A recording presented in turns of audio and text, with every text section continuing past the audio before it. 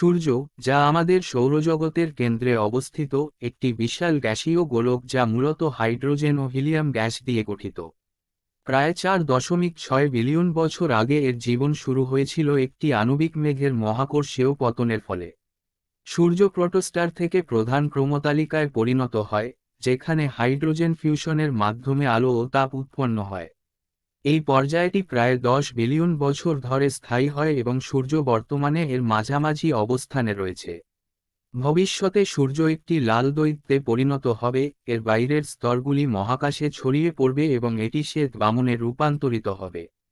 অবশেষে শ্বেত বামন ধীরে ধীরে ঠান্ডা হয়ে একটি কৃষ্ণ বামনে পরিণত হবে, যা সম্পূর্ণ হতে বিলিয়ন বছর লাগবে।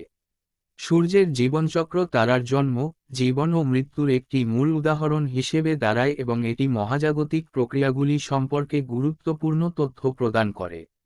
সূর্যের এই মহাকাব্যিক জীবনযাত্রা আমাদেরকে তার গুরুত্ব উপলব্ধি করার সুযোগ দেয়।